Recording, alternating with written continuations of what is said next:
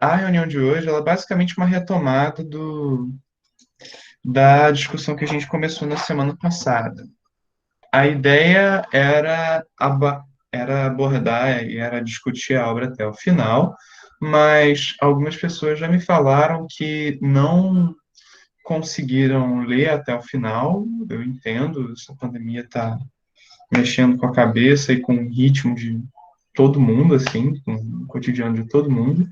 Então, respeito o tempo de leitura de cada um, não tem problema com isso.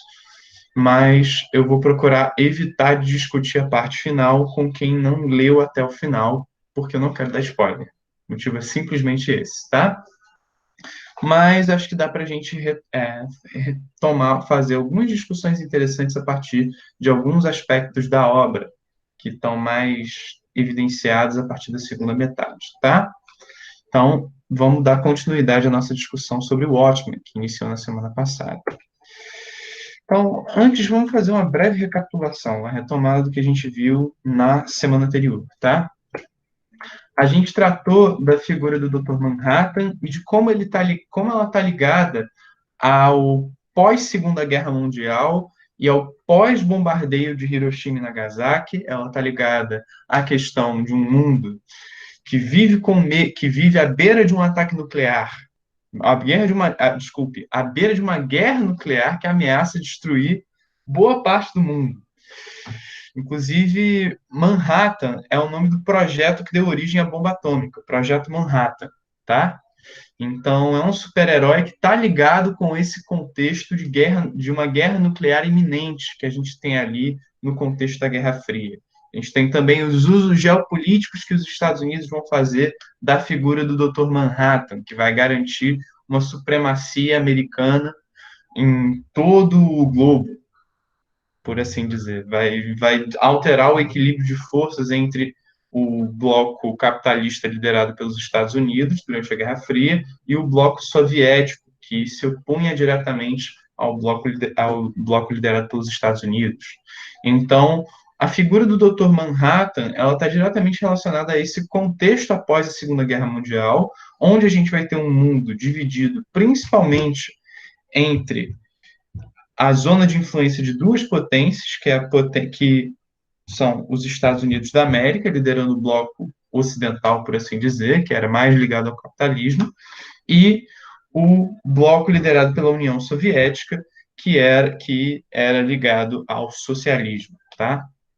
Se essa tensão entre esses dois blocos que existia durante a Guerra Fria, ela vai ser ela vai ser fundamental na trama de Watchmen como um todo, tá? Do início ao fim. A gente está falando de um mundo que está à beira de uma guerra nuclear entre Estados Unidos e União Soviética, tá? Então, a figura do Dr. Manhattan, ela tem a ver com isso, ela tem a ver com esse mundo pós Hiroshima, que vai surgir após o bombardeio de Hiroshima e Nagasaki e que vai ter aí uma tensão constante entre as duas superpotências que dispõem de um arsenal nuclear, tá? Nós falamos também de como o Watchmen ele na verdade, uma sátira. Ele pode ser visto como uma sátira ou como uma paródia. E aqui eu não estou falando no sátira e paródia, elas não têm o objetivo necessariamente de gerar humor, tá? Eu estou falando de uma visão satírica, de uma visão que procura ressaltar determinados aspectos dos super-heróis.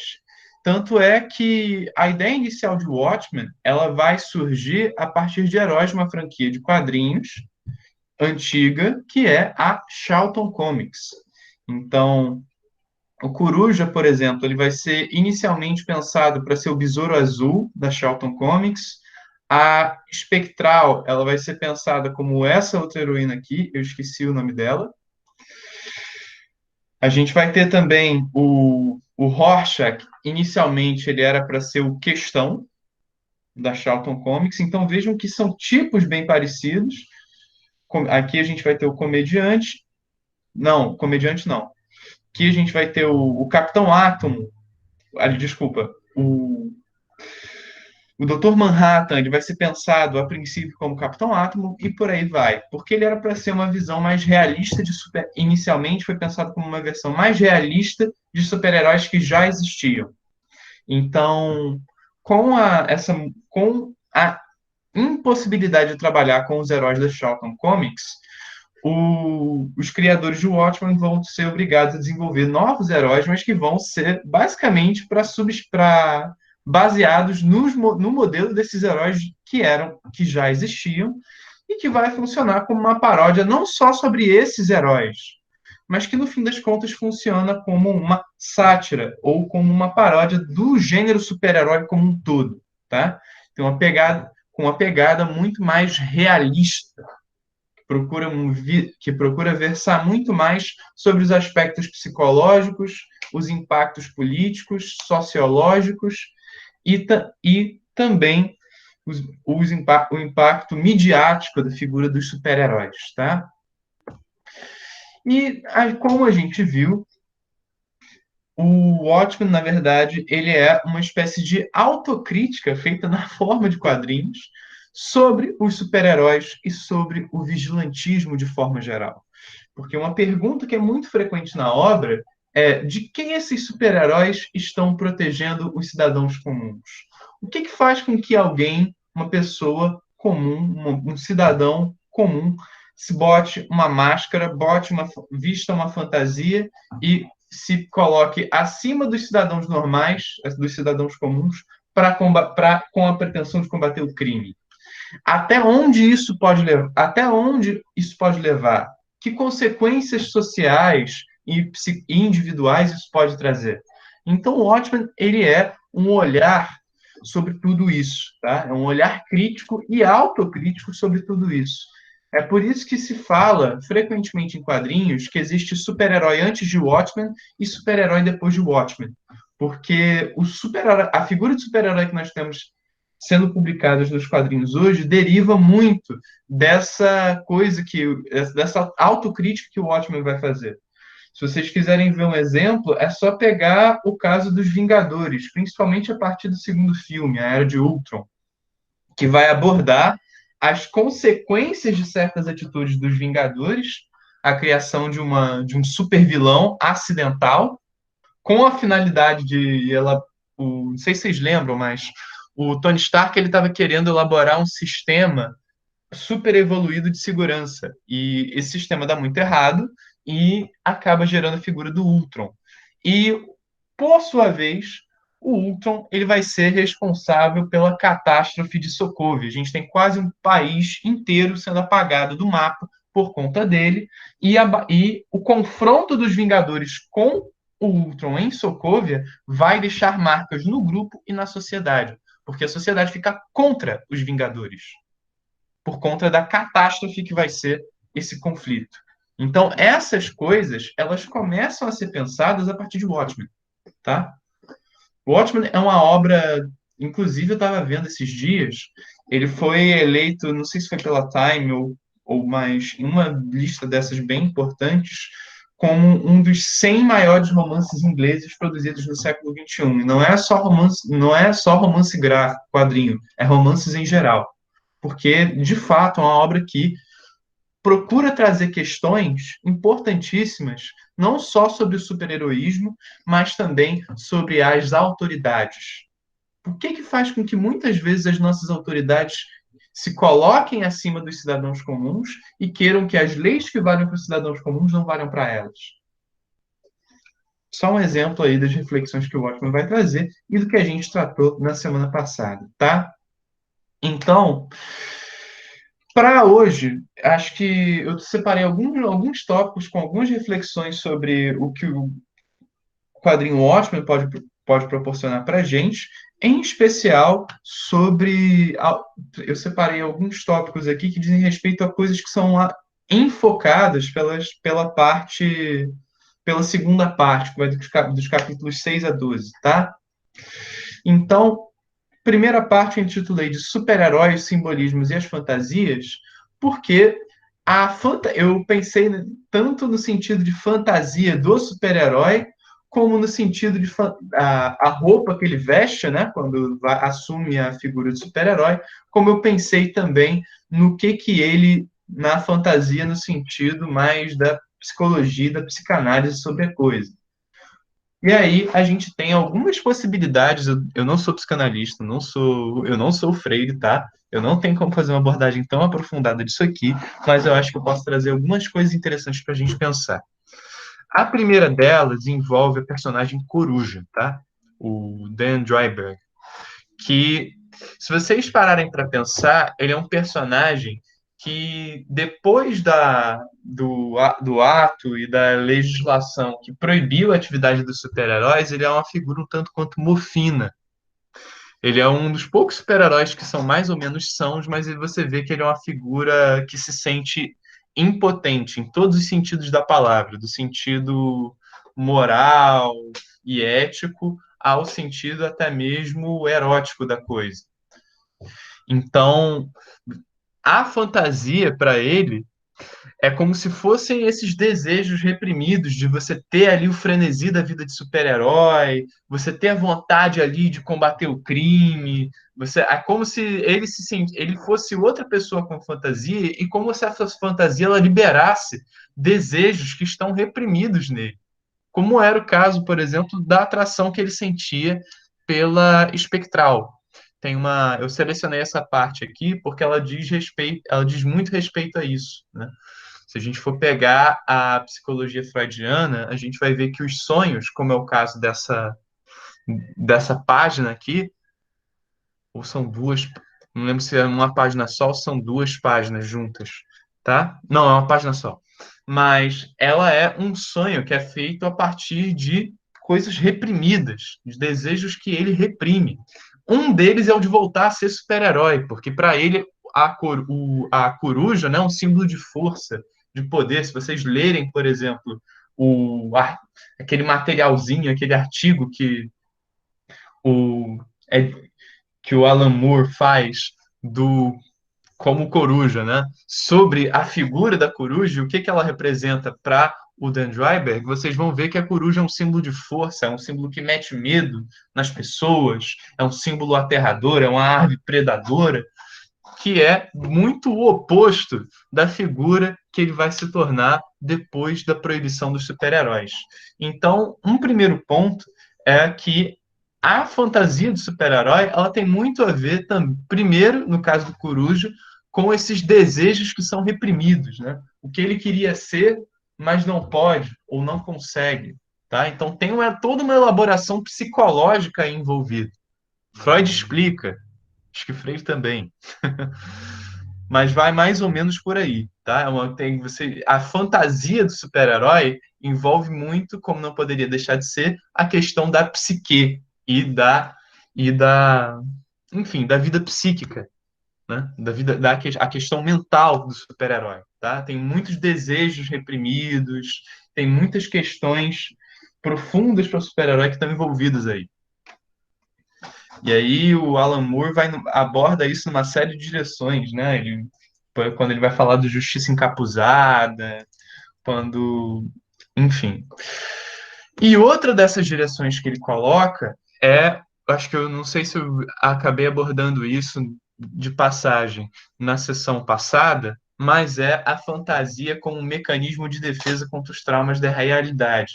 E a gente vê isso de forma muito presente, por exemplo, no caso do Rorschach, que o nome dele é Walter Kovacs, né, da pessoa comum, e a gente vê que ele tem um passado extremamente conturbado. Ele foi rejeitado pela mãe, a mãe ela vai, a partir de certo momento, ela vai se prostituir, ela vai ser uma pessoa extremamente violenta e com pouquíssimo carinho para destinar ao filho. Ele vai sofrer bullying, né? Discriminação em diversos momentos por conta disso. Ele é uma figura que não conhece o pai, então é uma figura que desde a primeira infância ele está envolvido com a brutalidade do mundo, com a violência do mundo. Então, se vocês lerem com atenção, acho que dá para perceber que a figura do super-herói Rorschach, né, essa figura aqui mascarada, parece ser uma personalidade que ele desenvolve para tentar reagir ou para tentar se defender contra esses traumas provocados pela realidade dele, que é violenta, que é absolutamente brutal, tá?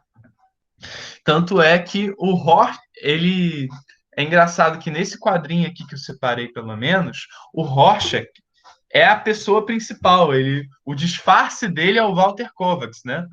É engraçado isso. Tanto é que ele fala que nessa cena que ele está sendo preso, ele coloca aqui: meu rosto, devolva! Como se o rosto dele de verdade fosse a máscara, fosse a persona do super-herói. E não a figura do Walter Kovacs. Ou seja, é como se ele se tornasse o Rorschach, que é um super-herói violento, que é um super-herói brutal, que é um super-herói absolutamente sem nenhuma empatia pelo próximo, por conta dessa. Como uma forma de reagir ou de se defender ante as violências e toda a brutalidade da realidade. Né? E num terceiro ponto que eu queria destacar é como a fantasia, por exemplo, do Ozymandias está ligada à questão da megalomania e do poder. Tá? Eu não vou entrar muito nesse tópico, mas veja, o Ozymandias ele se compara o tempo todo a um grande conquistador da antiguidade, né? A um faraó, ou então a Alexandre o Grande. A gente vai voltar a esse ponto aqui. Mas o que eu quero que vocês percebam é como essas coisas vão parar na própria indumentária das personagens. Essas roupas que eles vestem, por exemplo, essa roupa aqui de super-herói do Ozymandias, com essa tiara, com essas coisas douradas aqui, elas remontam, por exemplo, aos acessórios, elas, mesmo que remotamente, elas remontam aos acessórios dos faraós do Egito Antigo. Se a gente for olhar ao Rorschach, né, é essa fantasia do Rorschach que ela se torna a personalidade principal dele, né? A fantasia de super-herói, a persona de super-herói é a personalidade principal dele. Então, o que eu quero que vocês percebam é que a fantasia de super-herói não é só uma roupa colorida e engraçada que ele bota para vestir o crime. O que o Alan Moore está fazendo é procurar analisar isso de uma maneira mais profunda, tentar analisar como a fantasia do super-herói, na verdade, reflete o psicológico do super-herói. Né? Reflete o que ele pensa sobre o mundo, reflete as vontades que ele tem, ou como ele reage ao mundo. Né? Ok. Gente, rapidinho. Só um minuto. Eu vou interromper o compartilhamento. Não, não vou interromper o compartilhamento, não, mas eu queria que vocês ativassem o microfone, porque eu não tenho acesso ao chat, tá? Mas tá dando para entender até agora? Podem ativar o microfone, gente. Tá sim, tá Tá? show. Beleza. Da minha Al- parte. alguém tá sentindo dificuldade? Alguém tá precisando de alguma explicação?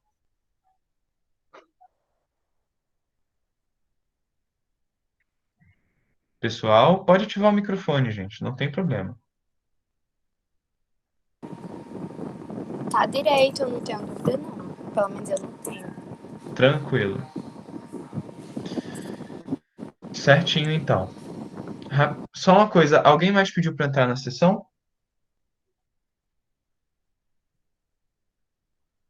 Vou só dar um, vou só dar uma olhada aqui, rapidinho.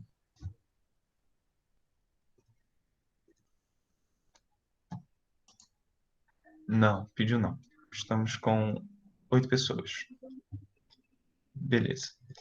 Então, vou continuar aqui a apresentação, tá? Então, o segundo ponto que eu queria parar para pensar com vocês é a questão do super-heroísmo no feminino. A gente vai ter uma personagem que, entre os Watchmen, né, entre os vigilantes, que é uma mulher. E ela é filha de uma super-heroína, que é a Sally, que é a mãe é a Sally Jupiter e a filha é a Laurel, né, que é a Laurie.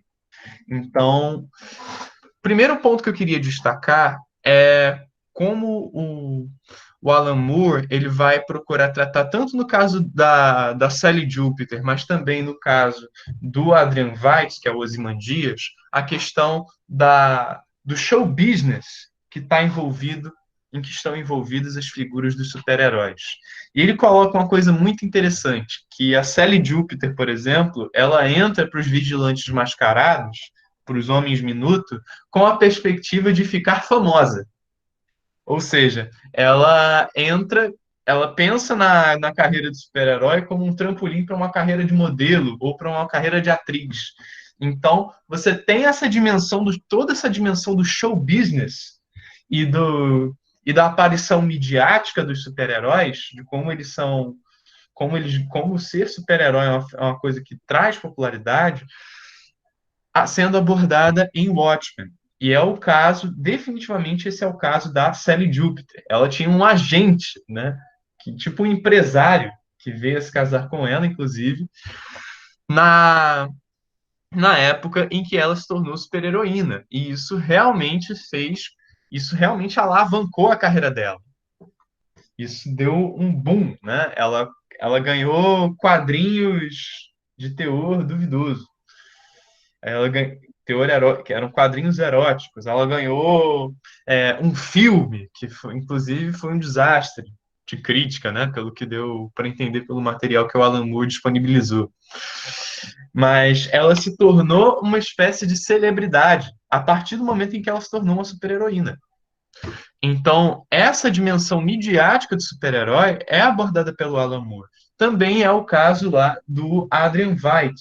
A gente sabe que pouco antes da lei que proíbe a atuação dos super-heróis ser promulgada, o Adrian Veidt ele já se adianta e ele fala: olha, eu estou abandonando aqui a minha carreira de super-herói e a partir de agora eu vou mais fazer aparições. Eu sou Adrian Veidt, eu sou o Ozymandias e a partir de agora eu vou começar a fazer aparições públicas de caridade e tudo mais. Ele se torna também um queridinho da mídia, tá? Mas, então, toda essa dimensão do super-heroísmo como parte do show business é abordada pelo Watchmen, e isso tem implicações, inclusive, principalmente no caso da Sally Júpiter, da Espectral, porque a gente tem um fator muito forte que é o da objetificação das mulheres, tá? Se vocês observarem, por exemplo, a Sally Júpiter, ela é objetificada o tempo todo. Ela sofre ela quase é estuprada pelo comediante. Ela se torna muito mais uma figura, né? Quando ela é super-heroína. Se vocês olharem essa reportagem aqui, não é enfatizado o combate ao crime que ela está fazendo, né? O que é enfatizado aqui é que não, porque os ladrões eles estão pedindo um a um para ser presos pela Sally Júpiter porque ela é bonita, porque ela é cheia de vida. Então vejam nesse trecho aqui do material que o Alan Moore disponibiliza, como se fosse um artigo de jornal, dá muito a entender isso que e isso vai acontecer em diversos momentos da trama. É possível ver como a figura da Sally Júpiter, ela é objetificada, ela é transformada em um objeto, né, de apreciação masculina, e como ela aparentemente está bem com isso, né? Como ela também aceita essa objetificação. É diferente da filha dela, da Laurie, que vai adotar uma outra postura, tá? Inclusive, a gente tem aqui no caso da a Laurie reclamando com a mãe nessa cena, né? Ela tá pegando um quadrinho erótico que foi feito sobre ela e ela tá reclamando. Eu não entendo como é que você aceita ser ofendida desse jeito? Como é que você aceita ser tratada dessa forma? Ela falando. E ela vai procurar, a mãe dela vai procurar reagir a isso, né? E a gente também tem as várias formas de exclusão. Por exemplo, nessa cena aqui que envolve a espectral filha, a gente vai ter ali por exemplo, ela reclamando com o comediante publicamente, acusando o comediante publicamente de ter tentado estuprar a mãe dela. E aí ele reage de uma forma meio bonachona, né? meio...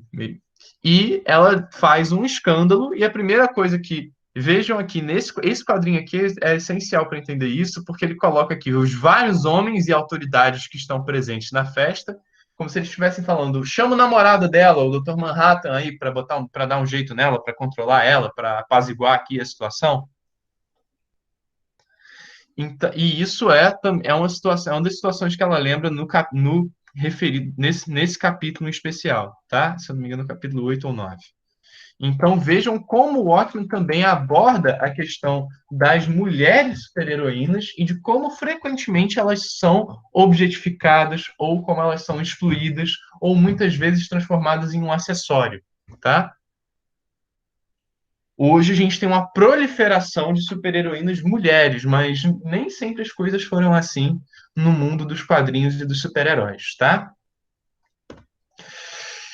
Mas tem um outro aspecto que é interessante, que está dentro daquele material extra que o Alan Moore disponibiliza no final dos capítulos, que é uma entrevista com a Sally Jupiter, que é por que ela cria a filha para ser uma super-heroína?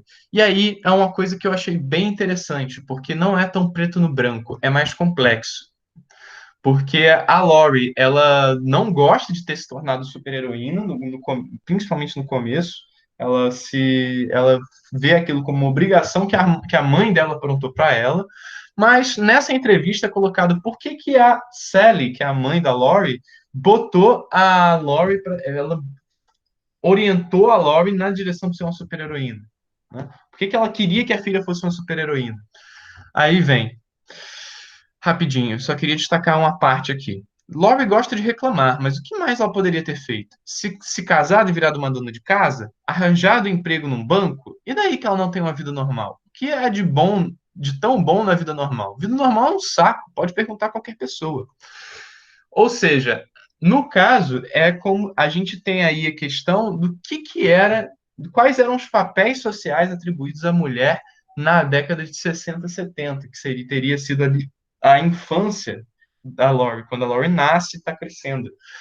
E aí ela fala, eu vou criar minha filha para ser super-heroína porque por conta de um desejo meu, mas também porque eu não quero que ela simplesmente se case e vire uma dona de casa, que ela simplesmente que ela ou seja, ela é também uma preocupação com os papéis sociais atribuídos à mulher nesse período.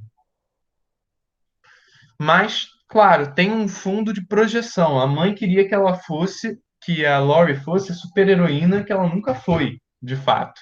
Mas também tem essa questão do que é, dos papéis sociais que eram associados à mulher nesse momento, tá?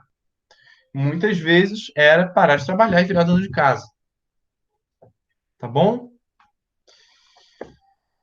Ok. Gente, podem habilitar os microfones. Eu queria saber de vocês. Até agora, tá dando para entender?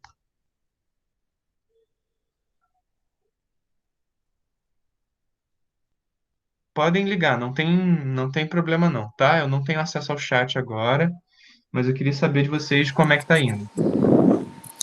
Tá show a explicação, tô gostando. Beleza. Tá boa. Alguém ficou com alguma dúvida, algo que eu possa explicar?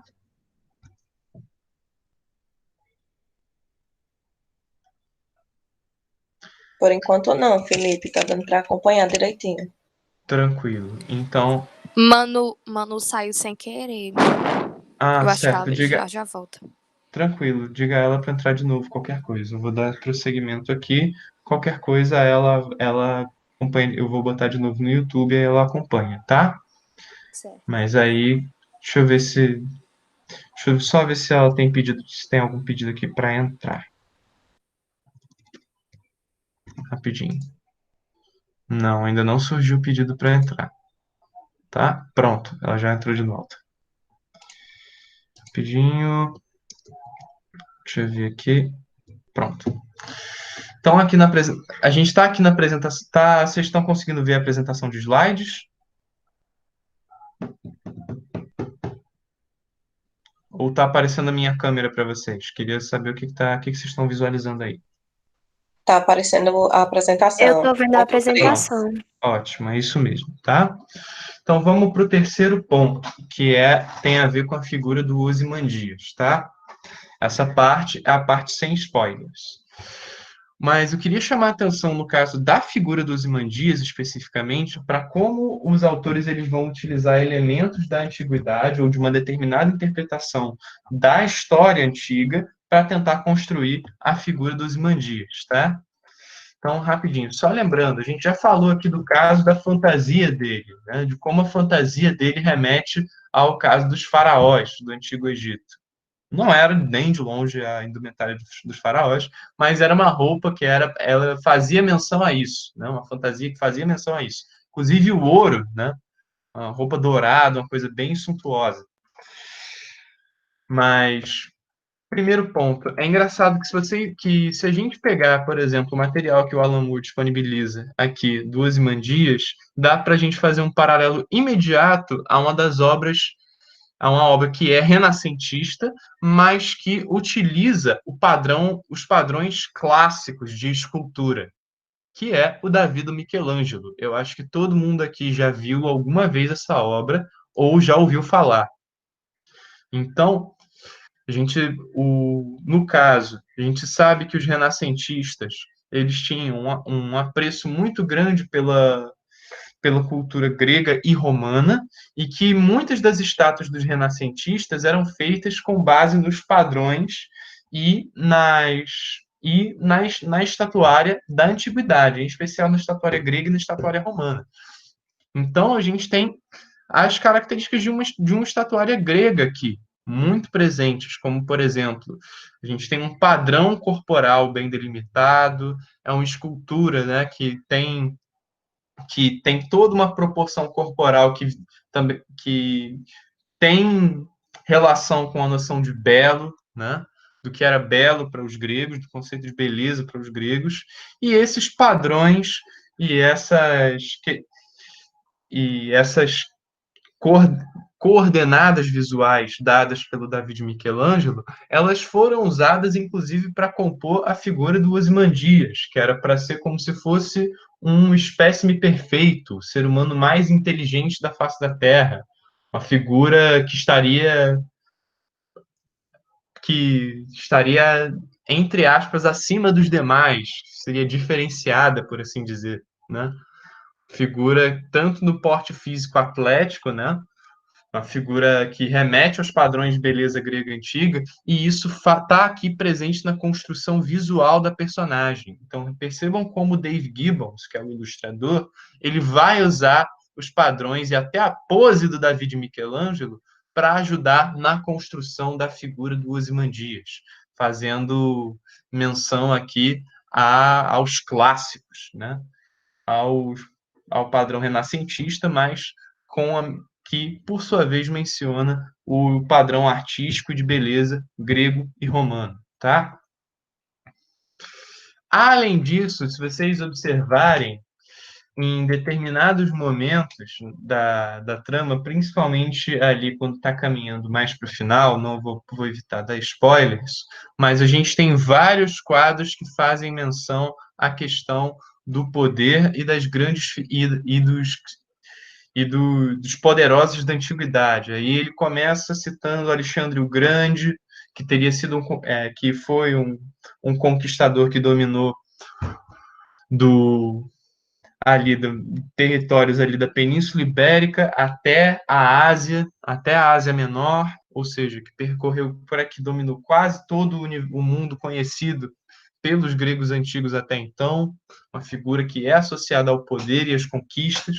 A gente vai ter visualmente aqui a associação da armadura, do elmo, da espada, da carruagem, que são ícones militares, são ícones bélicos, são itens também que remetem à questão do poder e das conquistas.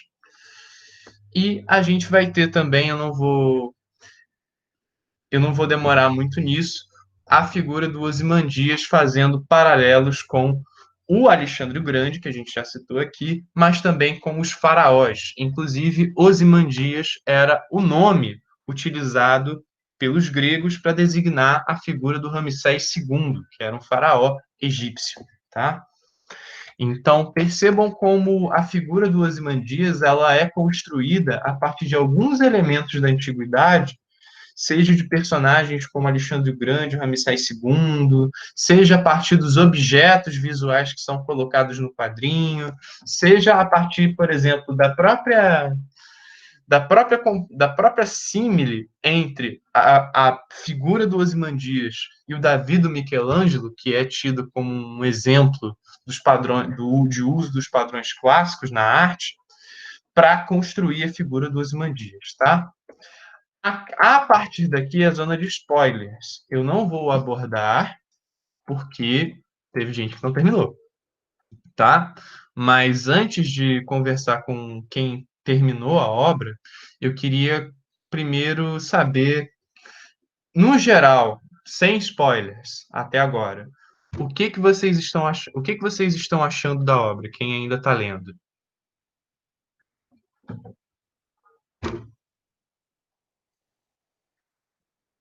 Manu parece que não terminou. Rafael tinha dito que terminou, mas eu queria saber de vocês. Primeiro, quem quem terminou a obra? Acho que Rafael e foi só Rafael. Peraí. Pode falar que. Ah, a Bruna também não concluiu a leitura, então eu vou ficar calado, tá? Não vou dar spoiler. Acho que só o Rafael concluiu, né? Sendo assim, caso tenha, além do Rafael, mais alguém que tenha concluído a leitura da obra, eu peço que depois que qualquer coisa depois a gente pode abrir um momento extra para conversar, para todo mundo conversar junto sobre o final, tá? O final é bem interessante. Mas eu queria ouvir de vocês o que que vocês estão achando da leitura até o presente momento, tá? Não precisa ter terminado a obra para opinar. Eu quero saber o que que vocês estão achando da leitura da obra até agora, tá? Alguém quer começar? Alguém quer falar sobre? Vixe.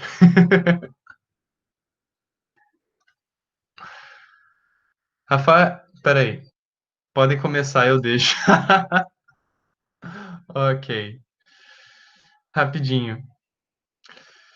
Deixa eu ver. A Alice não começou a ler a obra. Acho que não pegou a sessão passada. Qualquer coisa, se você for ler a obra, Alice, fale comigo que eu dou algumas instruções de como é que você pode ler direito no computador, tá? Certo. Não tem problema. Bruna? Bruna? Tá aí? Oi? Oi, Felipe. Diga, Bruno, seguinte, eu queria saber, até agora, até mais ou menos onde você foi, o que que você está achando até agora, tá? Você tem... Sim, então, no último encontro, né, eu não pude estar presente, porque eu estava participando de uma Sem outra problema, reunião. tranquilo. é, E aí, alguns imprevistos meio que interviram no meu cronograma de leituras. Relaxe, tá todo mundo louco com esse negócio desse Covid. Então, eu não tô fazendo, por isso que eu não tô fazendo cobrança nenhuma de leitura, nem nada do tipo, tá? A ideia é a gente formar um espaço de discussão. A ideia é que isso aqui sirva como estímulo para vocês. Quem tiver interesse e disponibilidade para ler e chegar aqui para a gente discutir, maravilhoso. A ideia inicial é essa. Mas a gente está num momento muito complicado para todo mundo, então acho que tem que haver compreensão nesse sentido. Então, problema nenhum, Bruna. Mas você chegou a começar? Se sim, o que que você está achando? Isso, eu comecei, tô bem no começo ainda mesmo. Inclusive, finalizei o último encontro, eu estava assistindo no YouTube, né, a gravação do último Sim, encontro, aí finalizei agora pela manhã, e assim, sim. foram abordados pontos bem interessantes para discussão, né, esses outros pontos a mais que você trouxe hoje também despertou mais ainda a curiosidade, né, de dar continuidade à obra, mas, no geral, a leitura tá sendo bem bacana mesmo.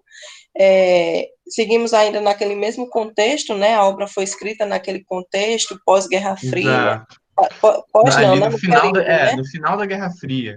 A isso. gente- Seguimos nessa mesma linha, assim, para falar Sobre a obra mesmo, eu ainda não tenho tanto embasamento para trazer para essa Tranquilo, discussão. sem problema. Mas assim, até agora você está gostando da leitura? Alguma coisa te chamou a atenção? Tô sim. A questão gráfica, assim, chama muita atenção mesmo, né? E É, aí, quando a gente faz, quando eu faço a leitura após é, os comentários que vocês fizeram na reunião anterior, né, se torna mais interessante ainda, né, da gente parar e trazer e ver algumas reflexões, né, por exemplo, em relação à percepção dos personagens enquanto seres imperfeitos, né, trazendo exato. as suas, como eu posso dizer, seus transtornos psicológicos, seus traumas, né? Então, tudo isso Isso. acaba interferindo no seu eu enquanto pessoa, né? Sim, e também no seu eu enquanto herói. Isso, exatamente, né? Os seus conflitos pessoais acabam, de certa forma, impactando, né, no seu ser pessoal e no seu ser, como eu posso dizer, enquanto super-herói, né? Isso. Mas é exatamente isso. Eu acho que é por isso que, como a gente estava até falando na reunião passada, é por isso, acho que esse é um dos motivos de o Watchmen ser considerado uma obra-prima dos quadrinhos, e é um dos motivos de você ter super-heróis antes de Watchmen e super-heróis depois de Watchmen. Porque é uma obra que que traz uma nova dimensão psicológica, política, sociológica para os super-heróis. E os vilões também. E para os vilões também. É verdade. Inclusive, a gente fez uma reprogramação aí. A ideia é a gente ler um quadrinho que também é do Alan Moore, mas que também tem as cores do John Higgins, mas que foca no vilão, que é o Coringa. Tá? O A Piada Mortal. A ideia a gente vai ser o último quadrinho que nós vamos ler para essa edição. Tá? Mas justamente traz essa dimensão. E acho que assim, é um dos motivos. A gente já pisou e repisou nessa questão, mas é sempre importante colocar.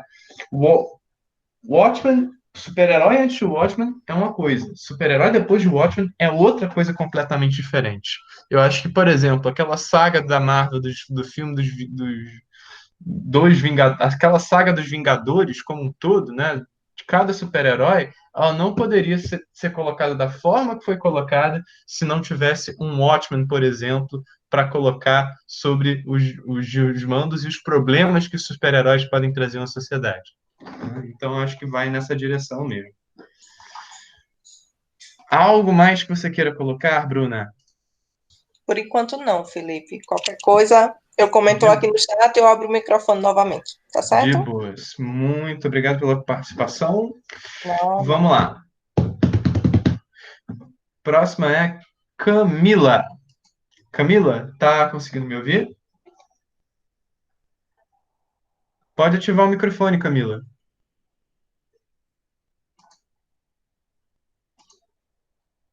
Oi?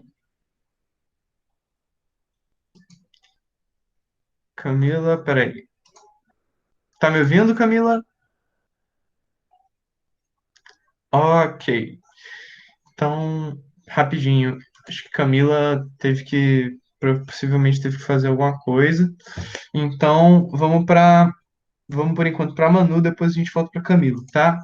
Manu, diz uma coisa, como é que tá sendo a tua experiência de leitura até agora? Pode ativar o microfone, querida. Tá bom. Eu tô gostando muito, muito mesmo. Como você disse, o Watchmen reflete totalmente nos heróis que a gente tem hoje, os heróis que eu conheço hoje. Eu vejo o Batman, tipo, como ele é, tipo, todo o passado dele pra ele chegar até ali a morte dos pais dele e tal. Eu acho que isso não é um spoiler, eu acho que todo mundo sabe disso. Não, do E Batman não. que os pais Do deles. Batman todo mundo não, do Batman todo Ah, mundo sabe, não é spoiler, tá? tá. Porque a gente falou inclusive É, sobre isso na reunião passada, né? O mito de origem do sim, Batman. E como isso vai ser explorado em um dos heróis que nós temos no Watchmen, que é o Rorschach, né? sim, O Rorschach é como se o Alan Moore, a gente falou disso na reunião passada também, o como se o Alan Moore Rochman é um tivesse, pouco maluco. como é que seria um Bruce Wayne da vida real, né? Uma Aham. figura obstinada a combater o crime e os criminosos por conta de para descontar um trauma de infância. E aí a resposta dele é: olha, o que eu consigo imaginar é um maluco. Esse é o Rocha. Sim. Pessoa sem empatia nenhuma pelos outros, que procura impor seu código moral a todo mundo, por aí vai. Sim. E tipo, a questão de os limites que isso pode ter, a questão que você mesmo disse, Bruna também falou, que quando uma pessoa se sente no direito de impor seus, deixa eu procurar uma palavra, fazer justiça, sabe? Achar que Uhum. é um pouco melhor que as outras pessoas para você poder. Isso.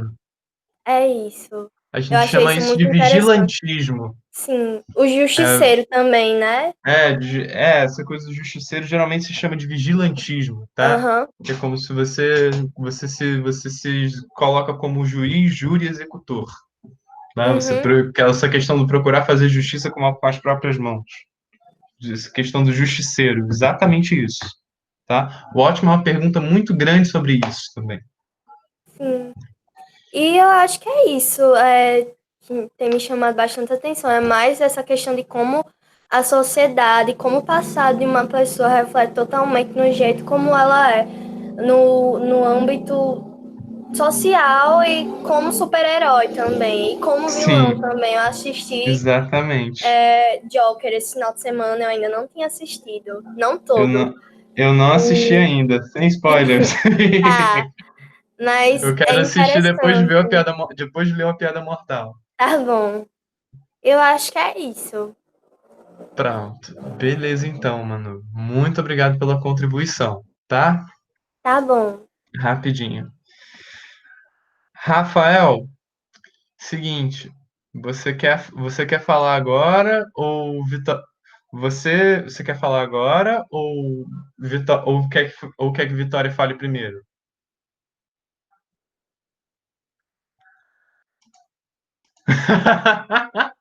Para variar. Tranquilo, Rafael. Vitória, você tá aí? Vitória, alô?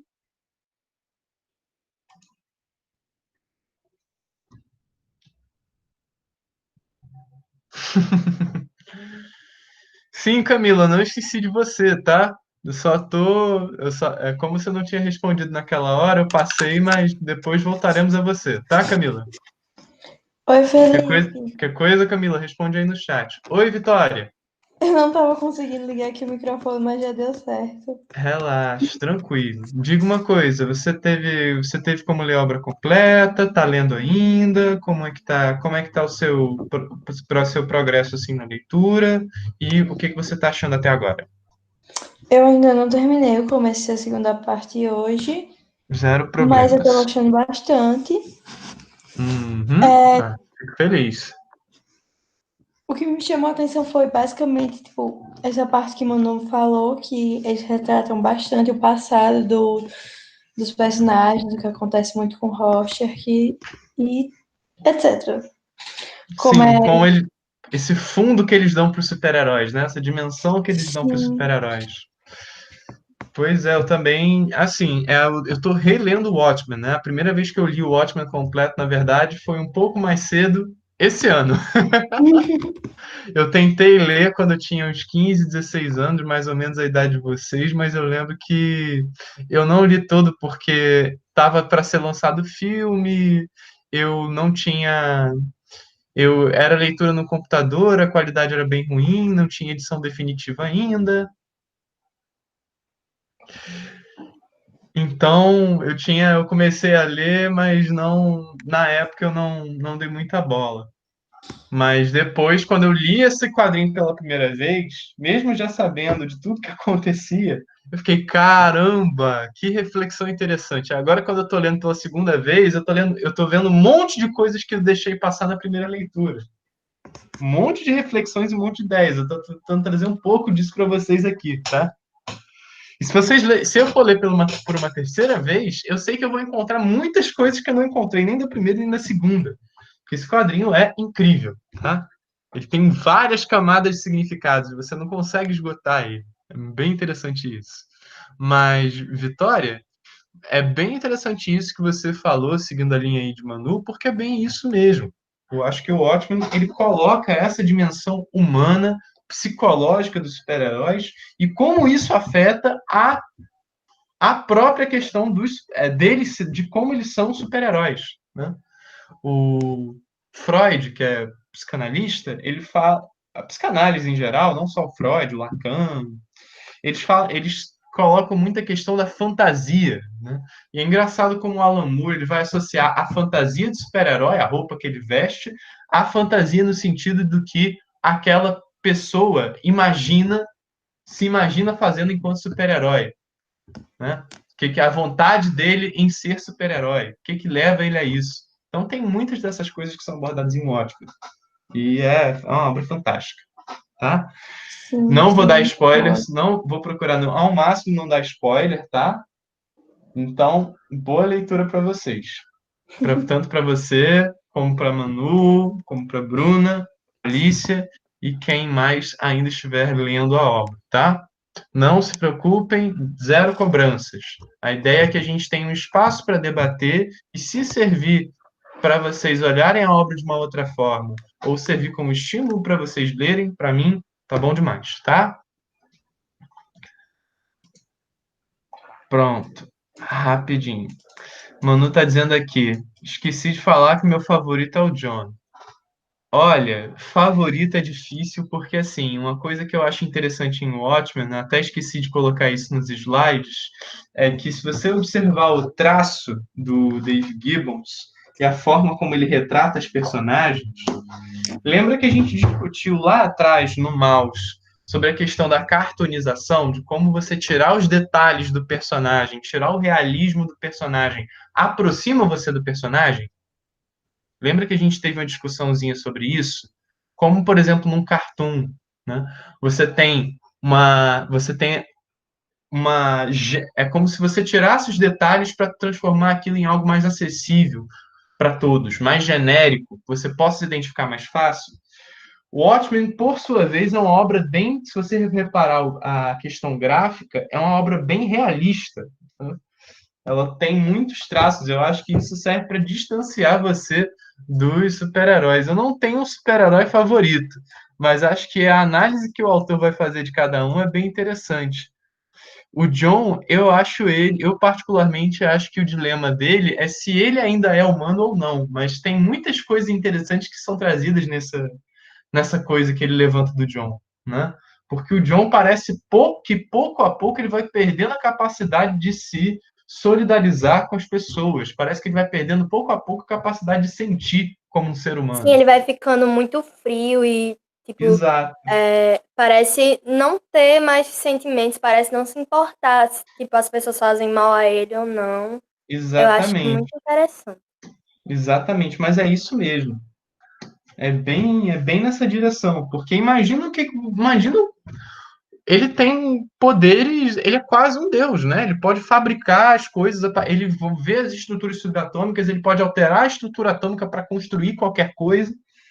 Ele consegue ir daqui para Marte, ele consegue se teletransportar, ele tem poderes assim, que são coisas que vão muito além da realidade do ser humano comum. Então, o Alan Moore, ele coloca a questão, ele ainda é um ser humano?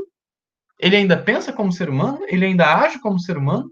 Como uma figura que age ou não como ser humano pode ser um herói? Ou pode deixar de ser um herói? Então são muitas questões interessantes que ele vai colocar em cima disso. Acho que o John ele traz muitas questões interessantes. Eu não diria que eu tenho um favorito. Para mim, cada um deles traz um questionamento ou alguma coisa interessante para se pensar. Mas as reflexões do John são bem curiosas, bem interessantes. Que ele faz em cima do John. Por exemplo, lembra um pouco o Tony Stark. O Tony Stark, eu acho que ele é mais humano do que o John, porque o Tony Stark ele não é um demiurgo, ele não é um semideus, mas eu vejo na questão dele se achar acima dos demais, né? Pelo menos no começo ali dos filmes ali da Marvel. Se a gente for para os quadrinhos do Homem de Ferro, então Aí a gente vai abordar várias facetas do Tony Stark. Mas naqueles filmes da Marvel, por exemplo, é engraçado que no começo ele é um pouco isso, né? Ele se sente acima dos demais, principalmente até o Vingadores 2. Aí no Capitão América Guerra Civil, quem não viu, veja, para mim é um dos melhores filmes da Marvel, principalmente se você viu todos os outros. No Capitão América Guerra Civil, você vê que o John é um ser humano como qualquer outro. Eu acho que ele entende isso.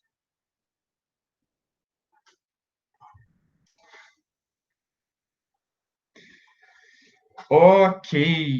Então, agora vamos lá. Camila. Voltou, Camila? Tá aí? Terra chamando Camila. Dois, três. Terra chamando Camila. Se não quiser, tá aí no chat. Se quiser responder alguma. Se quiser, responde aí. Ok, Camila tá ausente. Então, Rafael, vamos lá. Pode tirar o microfone. Eu não, eu prometo. Você sabe que eu não mordo, inclusive, nem tenho como, né? Dada a distância, mas vamos lá. Eu queria saber, assim, você disse que leu a obra completa. Eu queria saber o que que você achou assim da leitura, mas tomando cuidado só para não dar spoiler pro pessoal, tá?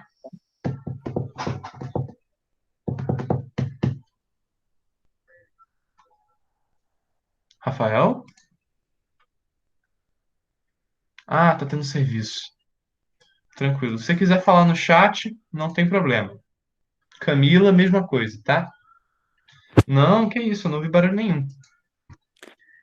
Boa tarde. Boa tarde, Rafael. Eu fiquei muito surpreso com o final, sinceramente. Não, só não ponto final, por favor.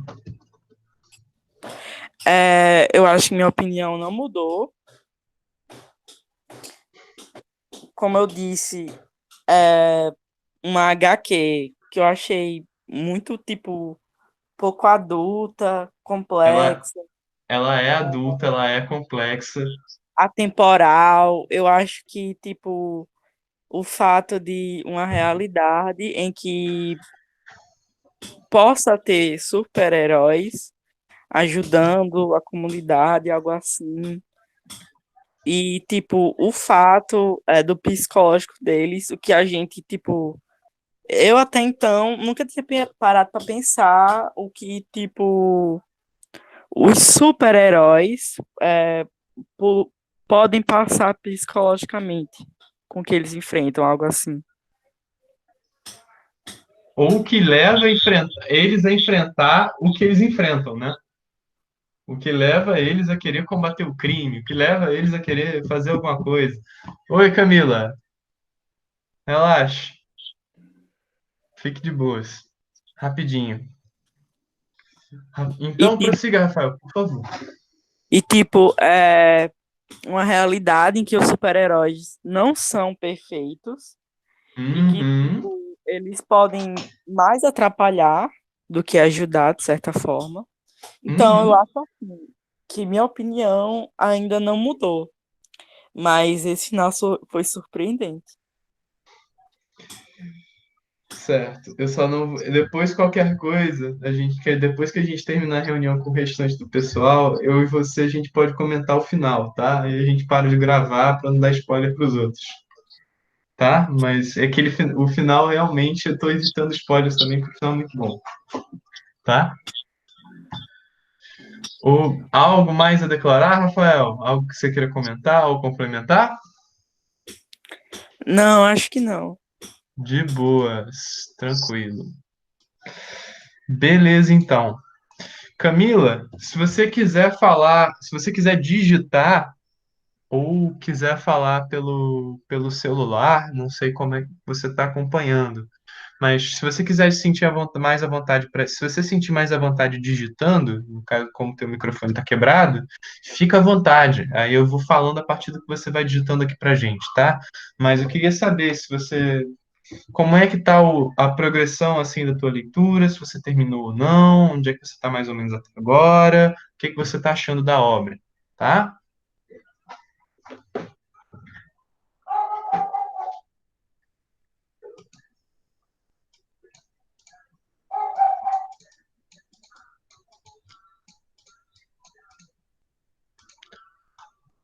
Pode digitar pelo chat. Não tem problema.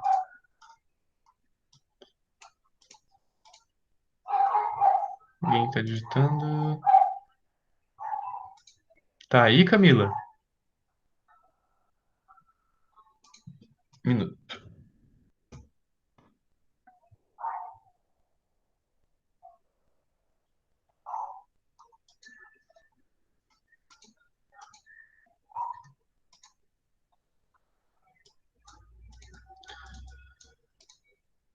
Camila? Oi? Terra chamando Camila?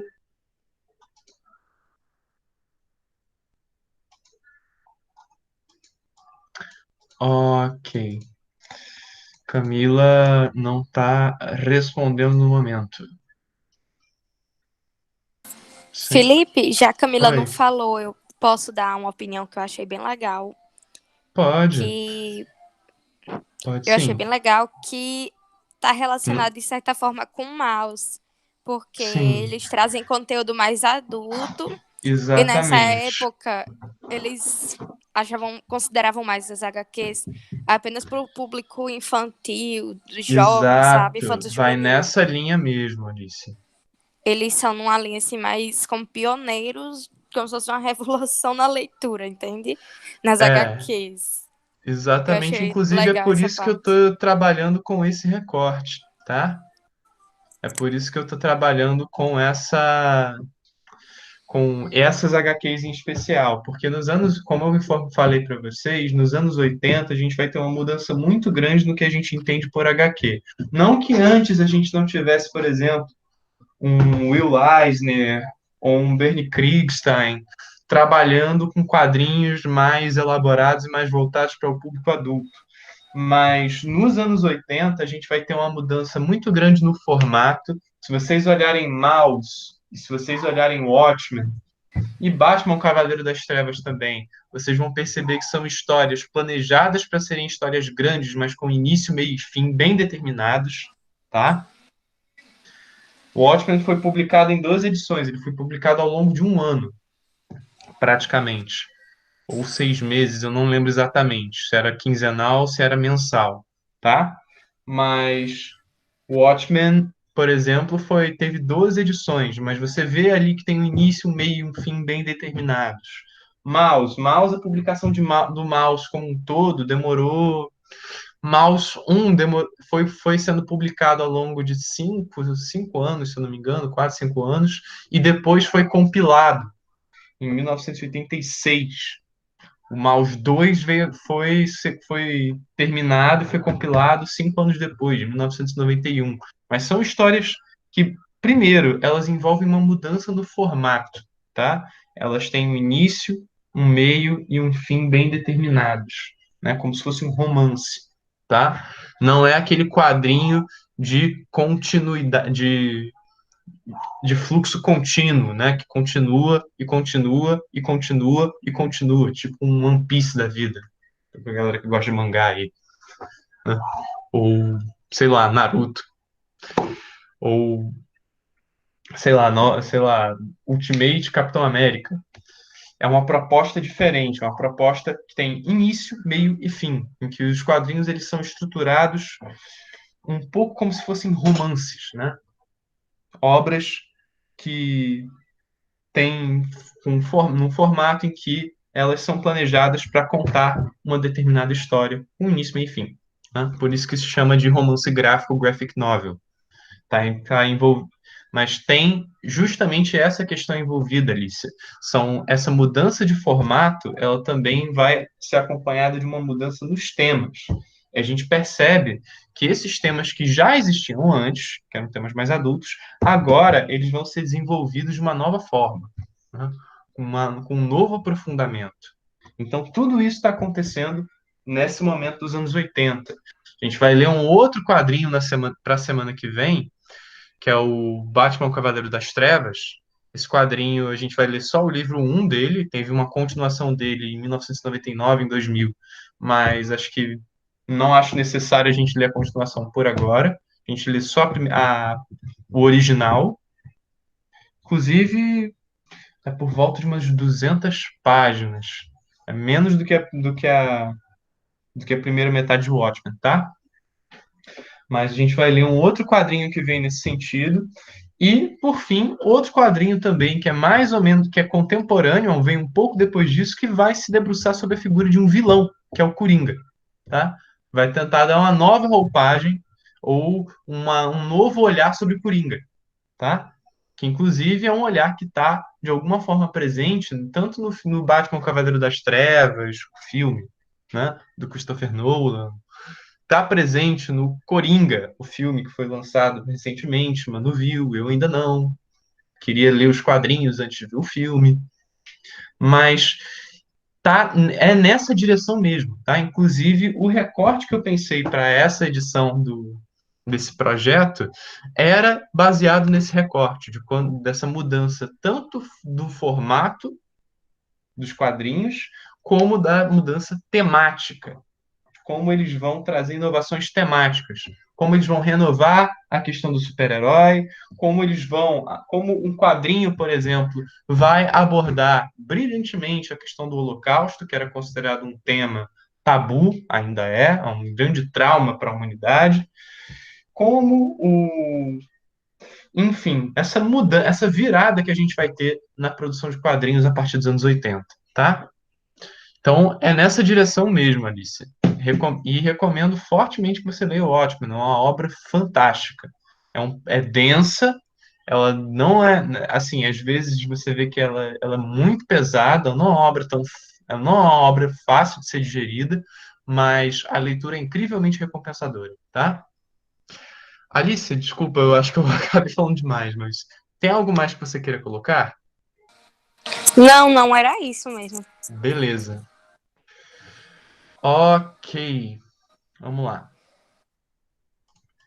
Rafael já falou. Camila. Camila chegou? Tá chamando Camila? Oi? Camila, eu acho que teve. Acho que teve alguma coisa, algum acontecimento, mas qualquer coisa depois eu converso com ela, tá? Gente, então, algo mais que vocês queiram comentar sobre o Watchmen, sobre a obra, algo que vocês queiram colocar em pauta aqui para a gente conversar, que não envolva o final, né, Rafael?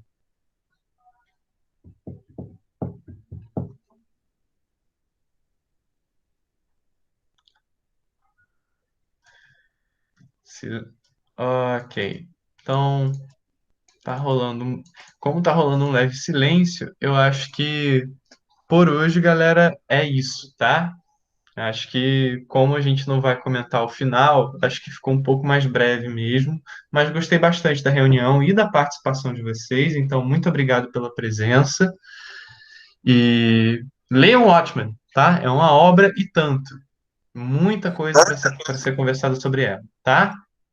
Vou ler sim, Alice, se você obrigada. precisar de ajuda, se você você tá com computador? Sim, sim, eu tenho.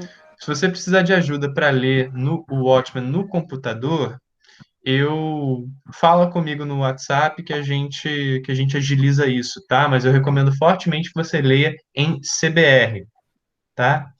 Certo. Você que domina mangá, essas coisas, você manja leitura em CBR, CBZ, esses formatos assim? Aham. Pronto, tem uma edição do Watchmen, que é a edição definitiva, você vai ver que a qualidade é muito, muito superior, tá? Ah, Certo. então, eu recomendo fortemente a você que leia pela edição definitiva. Eu vou botar o link de novo lá no grupo e vou aproveitar também para botar o link do Batman Cavaleiro das Trevas, que vai ser o tema da nossa próxima reunião, tá? Então, gente, antes que vocês saiam, eu só queria perguntar uma coisa. Então, fique estabelecido assim: próxima reunião, eu queria saber se vocês estão. A ideia era ler pelo menos o que eu tinha em mente inicialmente era a gente ler o livro um do Batman Cavaleiro das Trevas inteiro. Mas esse livro um ele é aproximadamente 200 páginas. Eu quero saber se daria certo de ler até semana que vem ou não. São 200 páginas de quadrinhos. Se Depois não que se for. empolga, dá certo. De repente acaba. Eu normalmente sou assim, mas eu fico com medo de ficar muita coisa para todo mundo acompanhar, entendeu? Entendo. Mas eu para mim é tranquilo, mas eu quero saber de vocês, tá? Vocês acham que dá certo? Acham que não? Ou então a gente pode fazer o seguinte esquema: vocês vão tendo tempo aí, vocês vão lendo o Watchmen até lá. Eu acho que consigo. Beleza. É menos do que a parte 1 a 6 de Watchmen, tá? Mas e também não tem aqueles materiais complementares que o Alan Moore coloca, por exemplo, no Watchmen, que é bem interessante ler, tá? Aqueles materiais que ele coloca no fim do capítulo, que ajudam na construção do universo. Aquilo ali, na primeira vez eu confesso que eu li, tá? Mas na primeira vez eu confesso que um ou outro eu li assim de uma vontade, só folheei e tchau. Acho que sim, tenho medo que não. Seria apenas um encontro para debater o Batman. Bruna, a ideia era que fosse só um encontro, porque Batman, o Cavaleiro das Trevas. Ah, mano, tá dizendo que tá pulando. Se um dia vocês forem ler o Watchmen de novo, eu sugiro que vocês leiam lendo aquele material, porque ele ajuda muito a construção do universo e da personalidade das personagens, tá? Então, assim, na primeira leitura, eu também pularia. Mas na segunda leitura, assim, quando vocês forem ler de novo, daqui a algum tempo, se pintar o interesse, leiam os materiais, porque é bem interessante sobre como aquilo dali tem a ver com a formação do caráter e da psicologia dos personagens, tá? Da implicação sociopolítica delas, da questão do vigilantismo nos Estados Unidos. Essas coisas ajudam a construir os personagens e o mundo de Watchmen. Não é obrigatório, não estou obrigando a ninguém a ler nada, mas eu recomendo bastante, assim. Mas quem não quiser ler, vai pela história mesmo, tá? Então, Bruna, a ideia era a gente ter só uma reunião para o Cavaleiro das Trevas, Batman Cavaleiro das Trevas, livro um, porque ele é mais curto e para a gente ter um tempo para discutir A Piada Mortal, que também é um quadrinho mais curto, tá? Em vez da gente ler o Batman Cavaleiro das Trevas parte um e parte 2. Parte 2 é bem posterior. A gente lê só o volume um, que foi feito ali mais ou menos no período do Watchmen, tá? O original, e a gente na outra semana leria, a gente já vai para a discussão do A Piada Mortal. Fico com receio de não. Não, não tem problema, gente. Então, vamos fazer o seguinte: na próxima reunião, a gente vê o que fica melhor. Leiam o Watchmen por enquanto, tá? Mas qualquer coisa eu posso ler para ir trazendo para vocês, né? Algumas coisas sobre o Batman Cavaleiro das Trevas. Mas por outro lado, era interessante que vocês tivessem tempo para ler e para discutir a obra após a leitura. Não, não, nada de ver a gente podia ver o filme. O quê? Do Watchmen? Eu honesto, sinceramente, não gosto muito daquele filme. Mas Para a próxima reunião, a gente assimilar a HQ com o filme. era uma boa ideia. Agora, assim, eu lembro de ter visto esse filme há um tempo atrás, eu não gostei tanto do filme, porque eu acho que a ideia do filme não casa muito bem com a obra. Se você observar, tem gente que diz que o filme é melhor. Eu acho que a obra é muito melhor. Porque o que eu vi do filme, assim, é a minha opinião, tá? O estilo do Zack Snyder é um estilo que engrandece os heróis. É um estilo que coloca o herói como aquela figura hercúlea, como aquela figura pronta para o combate. E, na minha opinião, não casa com o estilo de Watchmen, porque o Watchmen é uma sátira, é uma paródia dos super-heróis. Então, mas é uma opinião minha, tá? A gente podia, a gente podia fazer esse exercício, eu acho. A gente podia pegar a próxima reunião para a gente discutir o filme. Aí daria tempo de vocês terminarem o Watchmen. Agora, eu queria muito que a gente lesse o Cavaleiro das Trevas, volume um, mesmo que ele ficasse para outra semana, para a gente poder fazer a discussão com o livro lido, tá? Seria muito bom, acho que enriqueceria muita discussão, tá? eu quero saber o que vocês acham. A gente faz. Eu quero saber.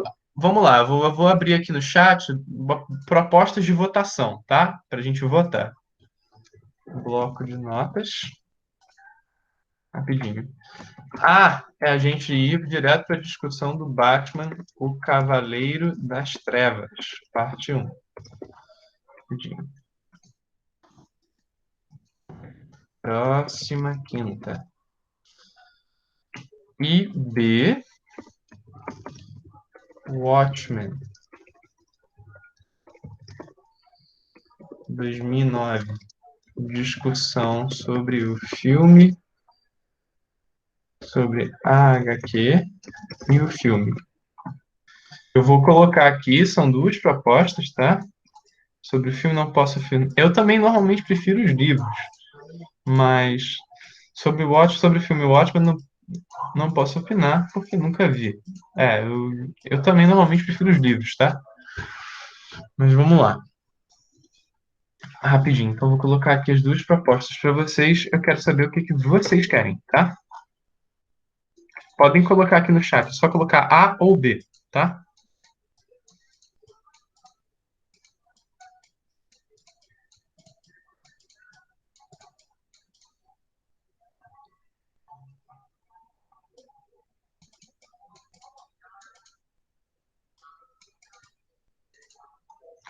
Vitória, Camila, Alicia.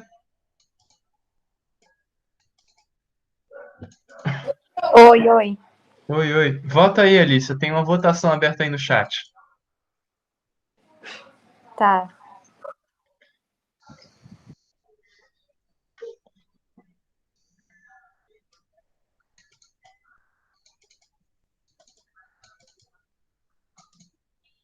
Camila, tá aí? Já ganhou, já tem maioria aqui. Então, na próxima quinta, até para dar tempo de vocês terminarem de ler o Watchmen, a gente faz uma discussão sobre o filme em contraste com a HQ, tá? Sugiro que terminem a HQ antes de ver o filme. A HQ, na minha opinião, a HQ é melhor do que o filme. A gente poderia deixar Batman para segunda, para segunda seguinte. A do final, peraí. A do final não tem hoje, porque aí a gente. Peraí. Não, eu posso discutir com você. A gente tira a gravação e a gente conversa sobre o final. Já que. O que você acha, hein, Rafael?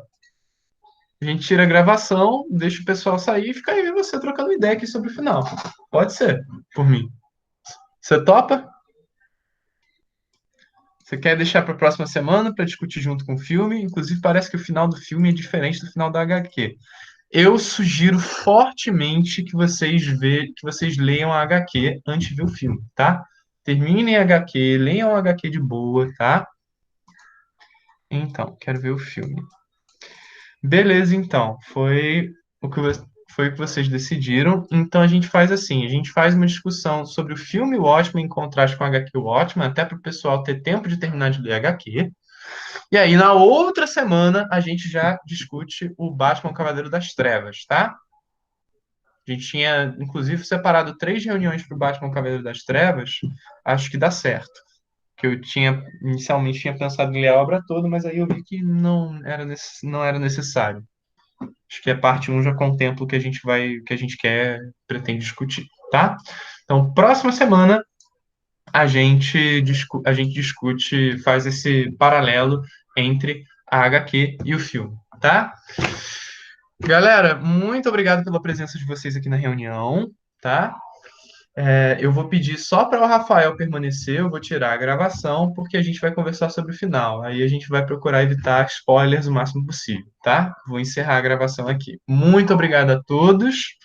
Semana que vem voltamos nesse mesmo bate-horário, nesse mesmo bate-canal, com a nossa discussão sobre o filme e a HQ Watchmen, tá? Cheiro, pessoal!